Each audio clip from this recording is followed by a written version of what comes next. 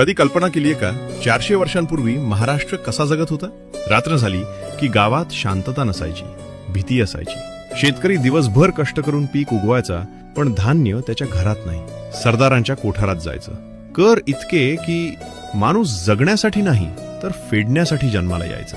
स्त्री घराबाहेर पडताना देवाला नाही तर सुरक्षित परत येण्यासाठी प्रार्थना करायची. मंदिरं उद्ध्वस्त होत होती, धर्म दडपला जात होता आणि माणूस स्वतःच्या भूमीतच परका झाला होता. असं वाटत होतं ही रात्र कधीच संपणार नाही. पण जेव्हा अन्याय टोकाला पोहोचतो तेव्हा इतिहास एखाद्या माणसाला नाही तर विचाराला जन्म देतो. 19 फेब्रुवारी 1630 शिवनेरी किल्ला. एक बालक जन्माला आलं, नाव शिवाजी. आई जिजाऊंच्या संस्कारातून स्वराज्याचं स्वप्न आणि दादोजी कोंडदेवांकडून शिस्त आणि न्याय शिकला. 16 वर्षांचा मुलगा तोरणा किल्ला जिंकतो आणि सह्याद्री हलायला सुरुवात होते. एक एक करून किल्ले उभे राहिले.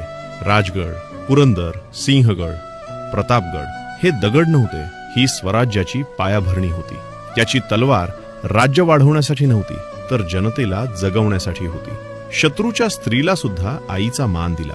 स्त्रीचा अपमान करणारा माझा शत्रू हा त्याचा नियम होता. शेतकऱ्यांचे अन्यायकारक कर कमी केले, लुटमारी थांबवली आणि पहिल्यांदा राजा जनतेसाठी उभा राहिला. अफजल खानासमोर धैर्याने उभा राहिला, औरंगजेबासमोर स्वाभिमानाने. तो लढला फक्त जिंकण्यासाठी नाही तर स्वराज्यासाठी उभा राहिला. 6 जून 1674 रायगड पहिल्यांदा या भूमीत राज्य नव्हे जनतेचं राज्य जन्माला आलं. स्वराज्य. तो फक्त एक राजा नव्हता, तो आत्मविश्वास होता, तो स्वाभिमान होता, तो प्रत्येक सामान्य माणसाचा आधार होता. आजही प्रश्न तोच आहे, आपल्यातला शिवाजी अजून जिवंत आहे का? शिवजयंती म्हणजे उत्सव नाही, स्वतःला जाग करण्याचा दिवस आहे. जय भवानी, जय शिवाजी.